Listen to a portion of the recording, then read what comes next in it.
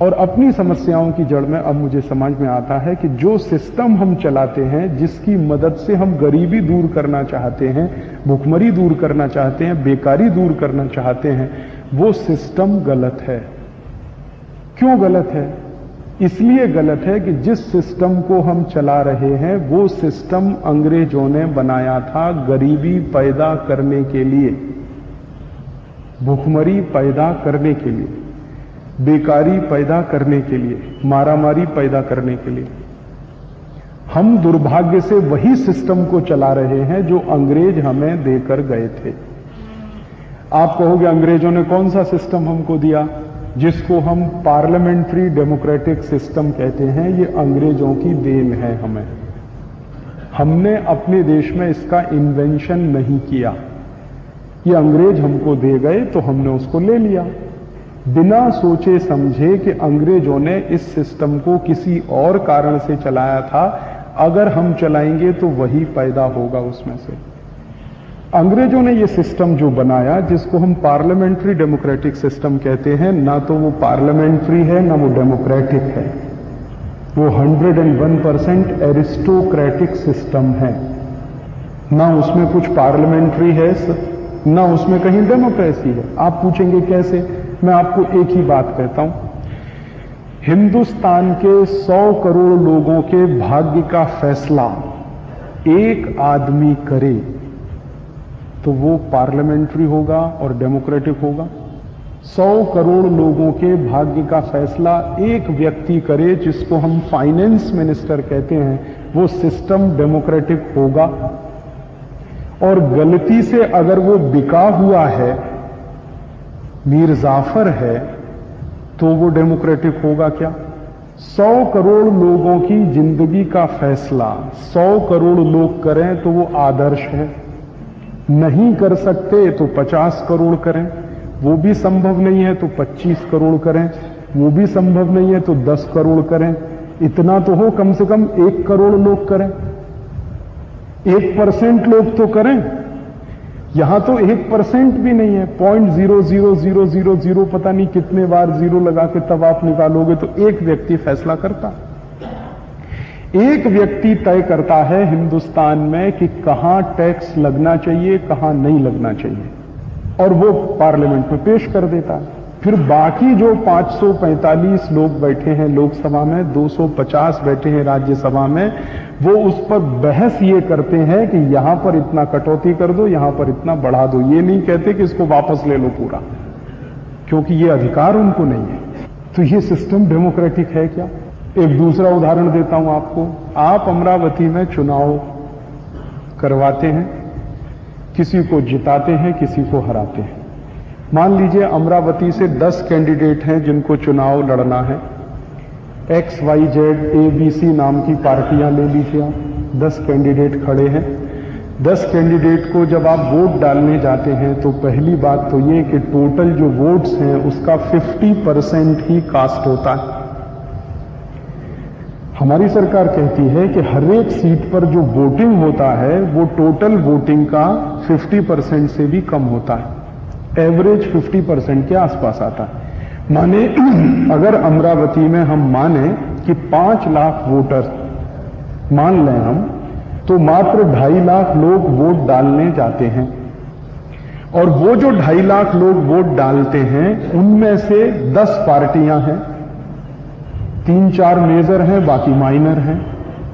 तो वो वोट बंटता है, किसी पार्टी को 5% मिला, किसी को 7% मिला, किसी को 10% मिला, किसी को 5.5% मिला, किसी को 11% मिल गया, किसी को 15%। अब इसका अर्थ क्या हुआ? हमारे 5 लाख वोटर्स ने वोट डाला, मात्र 50%, 2.5 लाख लोगों ने वोट डाला, और उस 2.5 लाख में बंटवारा कैसे हुआ? किसी को 75,000 मिला, किसी को 50,000 मिला, किसी को 65,000 मिला, किसी को 30,000 मिला, किसी को कुछ मिला, किसी को कुछ मिला। अब आप जरा कल्पना करिए कि जिन लोगों ने किसी एक व्यक्ति को जिताया, मान लो उसको 75,000 वोट मिले और 5 लाख वोटर्स हैं, तो 75,000 5 लाख वोटर्स के कितने परसेंट हुए? 20% से तो कम हुए ही। मान लें हम 15% हुए, तो 15% वोट पर हमने किसी कैंडिडेट को जिताकर संसद में भेज दिया, जहां पर 51% के आधार पर मेजॉरिटी तय होती है। आप समझ रहे हैं मेरी बात? हमने 15% वोट देकर एक ऐसे कैंडिडेट को दिल्ली भेजा जहां दिल्ली की संसद में मेजॉरिटी तय होती है 51% के आधार पर। इसका माने इलीगल इलेक्शन हुआ पूरा। संसद में आप मेजॉरिटी तय कर रहे हैं 51% पे और अमरावती में तय कर रहे हैं 15% पे।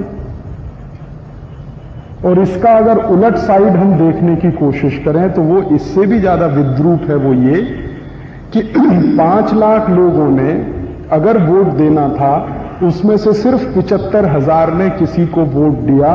इसका माने 4,25,000 लोगों ने उस आदमी को रिजेक्ट किया।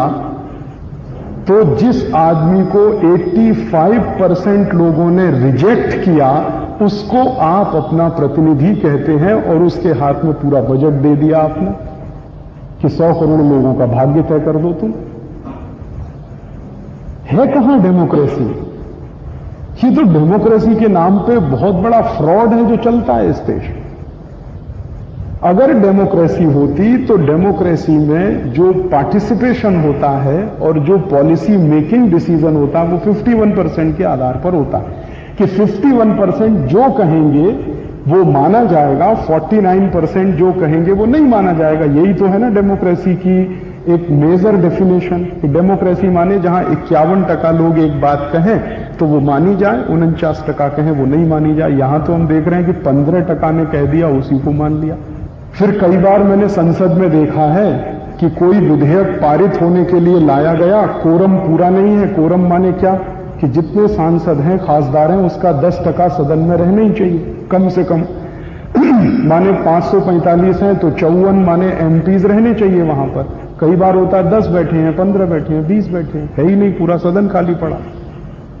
और बेचारा वो स्पीकर घंटी टन टन टन टन टन टन करता रहता, आ जाओ आ जाओ आ जाओ। तो वो बैठे मटर गश्ती करते रहते हैं वहां एनेक्सी में।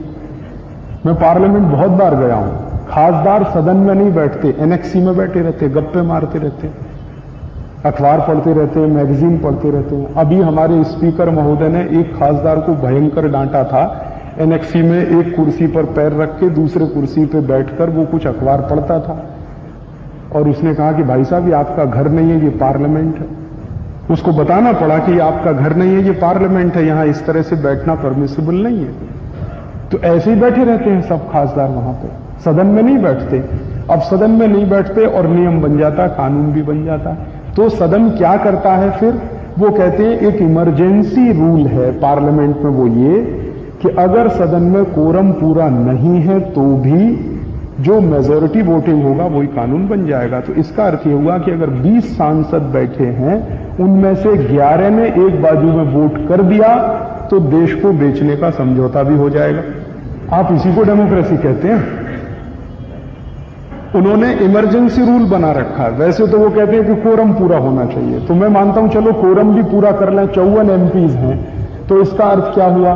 54 एमपीज होने का अर्थ यह हुआ कि 27 या 28 एमपीज ने एक बाजू में वोट कर दिया तो वही कानून बन गया। तो पूरे देश की 100 कोटि लोगों के भाग्य का फैसला 26-27 लोग मिलकर करें, इसी को डेमोक्रेसी कहते हैं क्या? इससे अच्छी तो एरिस्टोक्रेसी। तो हमारे देश में जो हम डेमोक्रेटिक सिस्टम मानते हैं या चलाते हैं, वो कहीं से भी डेमोक्रेटिक है ही नहीं। और डेमोक्रेटिक कैसे नहीं है उसका दूसरा उदाहरण देता हूं, तात्कालिक उदाहरण। हिंदुस्तान में राजनीतिक पार्टियों की मान्यता संविधान में है। तो राजनीतिक पार्टियां अपना मैनिफेस्टो बनाती हैं। मैनिफेस्टो लेकर वो आपके पास आती हैं। एक पार्टी कहती है कि हम गरीबी दूर करेंगे, भूखमरी दूर करेंगे, बेकारी दूर करेंगे। दूसरी पार्टी भी कह रही है गरीबी दूर करेंगे, भूखमरी दूर करेंगे, बेकारी दूर करेंगे। तो एक पार्टी कहती है कि हमारा रास्ता समाजवाद का होगा, दूसरी पार्टी कहती है नहीं हमारा रास्ता राष्ट्रवाद का होगा। अब आप उसमें चॉइस करते हैं कि भाई अपने को राष्ट्रवाद पसंद है तो चलो इनको वोट दे दो। कोई कहेगा नहीं अपने को तो समाजवाद लगता है तो इसको वोट दे दो। उनके रास्ते डिफरेंट हैं, गोल तो एक ही है ना। सभी पार्टियां ये कहती हैं गरीबी दूर करेंगे, भूखमरी दूर करेंगे, बेकारी दूर करेंगे, मारामारी दूर करेंगे, आपको सुख समृद्धि वाला जीवन देंगे, और उनकी बातों पर अगर जाइए तो स्वर्ग ला के दे देंगे आपको जमीन पे। ये चुनाव से पहले की बात कर रहा हूं। चुनाव के बाद तो फिर वो गधे को भी देखना बंद कर देते हैं, लेकिन चुनाव से पहले तो वो ये भी कह देंगे कि आपको स्वर्ग उतार कर दे देंगे जमीन पर, आप कहोगे तो हथेली पे जान निकाल के दे देंगे आपके लिए। आप बोलो तो सही, आपको क्या चाहिए? आप दूध मांगोगे, हम आपको बासुंदी देंगे, बासुंदी मांगोगे, हम आपको पेड़ा खिलाएंगे। तो सभी पार्टियां ये वायदा करती हैं और आप उसके हिसाब से सिलेक्शन करते हो कि हमें इस पार्टी को देना है, उस पार्टी को देना। ठीक है भाई, आपने तय कर लिया, इसमें आपके अधिकार को मैं नहीं कहता हूं कि आपको समाजवाद का रास्ता अच्छा, आप समाजवादियों को दे दीजिए, राष्ट्रवादियों को लगता है राष्ट्रवादियों को। लेकिन फिर क्या हुआ कि आपने जिनको एक प्रोसेस से गरीबी, भूखमरी, बेकारी दूर करने के लिए वोट दिया, कल को उन्होंने संसद में जाकर उसके ठीक विपरीत प्रोसेस वालों के साथ गठजोड़ कर लिया और सरकार बना ली, तो इसी को डेमोक्रेसी कहते हैं क्या? अभी जो सरकार चलती है, जिसको हम एनडीए कहते हैं, इस सरकार में धुर विरोधी, एक राष्ट्रवाद वाले, दूसरे साम्यवाद वाले, ऐसे 21-22 पार्टियां हैं। धुर एक दूसरे के विरोधी, एक दूसरे को गाली देने वाले, एक दूसरे का चेहरा नहीं देख सकते, एक मिनट उनको देखना पसंद नहीं है। उन्होंने आपसे अपने अपने एजेंडे पे वोट मांगा, जब आपने वोट दे दिया उसके बाद वो आपको भूल गए, सदन में जाकर आपके विपरीत विचारों वालों से गठजोड़ करके सरकार बना के बैठ गए। अब आप कहते हैं यही डेमोक्रेसी। ये तो मजाक है हमारे देश में, और ये मजाक दिल्ली से नहीं, नीचे से लेकर ऊपर तक चल रहा है। तो मैं कहना यह चाहता हूं कि जिसको हम पार्लियामेंट्री डेमोक्रेटिक सिस्टम कहते हैं, ना वो पार्लियामेंट्री है ना वो डेमोक्रेटिक है, वो शायद बहुत ही अनपार्लियामेंट्री है।